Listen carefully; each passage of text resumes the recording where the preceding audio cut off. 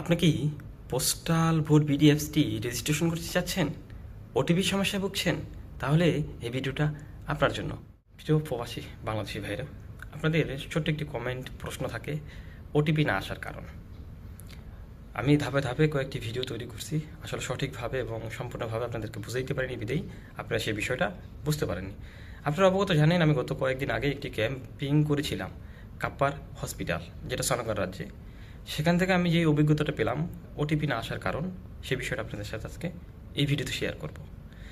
সর্বপ্রথম আমরা যে সময় অ্যাপসটি ডাউনলোড করি, অ্যাপসটি ডাউনলোড করার পরে আমরা অটোমেটিক যে লোকেশনগুলো দিই, সেখান থেকে আমাদের অনেকগুলো নোটিফিকেশন মিস করে, অ্যালাউগুলো মিস করে। সেই মিস করার কারণ কিন্তু আমাদের ওটিপিগুলো আসে না। অনেক অনেক সেটে হচ্ছে অটোমেটিক নিয়ে নেয়, আবার কিছু কিছু সেট আছে তাদের ডিভাইস অনুযায়ী সেগুলো নিচ্ছে না। তো আসুন সর্বপ্রথম আপনার অ্যাপসটি ডাউনলোড করে কি করতে হবে সে বিষয়টা আপনাদের একটু ক্লিয়ার করি। আপনারা সর্বপ্রথম অ্যাপসটি ডাউনলোড করে সরাসরি চলে যাবেন অ্যাপস সেটিংয়ে। অ্যাপ সেটিংয়ে গিয়ে সেখানে দেখবেন যে পারমিশন অপশন রয়েছে, অ্যাপস পারমিশন। সেখানে গিয়ে দেখবেন প্রতিটা অ্যাপসের এই যে পারমিশনগুলো আমি দেখাচ্ছি স্ক্রিনে, এখান থেকে প্রতিটা পারমিশন আপনারা আগে দিয়ে নেবেন।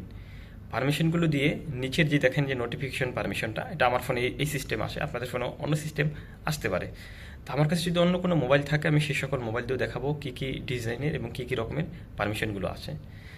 এখান থেকে পারমিশনগুলো দিয়ে তারপরে আপনি যদি ওটিপির জন্য ট্রাই করেন, প্রথমবার যদি না আসে দ্বিতীয়বার 100% চলে আসবে। যেটা আমি আমার ক্যাম্পিং অভিজ্ঞতা থেকে বলছি। তো অনেকেই আছে অটোমেটিক হচ্ছে আমরা কী করি, অ্যালাউগুলো দিই, তারপরে নোটিফিকেশন আসছে না, সেটা নিয়ে কনফিউশন থাকেন, চিন্তিত থাকেন, অনেক সময় স্ক্রিন হচ্ছে না। এখানে কি দেখেন অ্যাপ সেটিংয়ে যদি আমরা যাই, সেখানে কিন্তু ক্যামেরা একটি অপশন আছে এবং ভয়েসিং একটি অপশন আছে। এগুলো সব কিছুই কিন্তু আমাদের নোটিফিকেশনের ভিতরে থাকে, এগুলো আমাদেরকে অ্যালাউ করতে হবে। তো আশা করি আমার এই ভিডিওর মাধ্যমে আপনাদেরকে সংক্ষিপ্ত আপডেট দিয়ে বুঝাইতে পারছি যে কী সমস্যার কারণে নোটিফিকেশনগুলো আসছে না অথবা ওটিপি আসছে না। তো এই ভিডিওটা যারা দেখতেছেন অবশ্যই শেয়ার করে অন্যান্য প্রবাসী বাংলাদেশি ভাইকে দেখার সুযোগ করে দেবেন। আপনার একটি শেয়ারে উপকৃত হতে পারবো ওই প্রবাসী ভাই যে ওটিপির ভোগান্তিতে ভুগতেছে।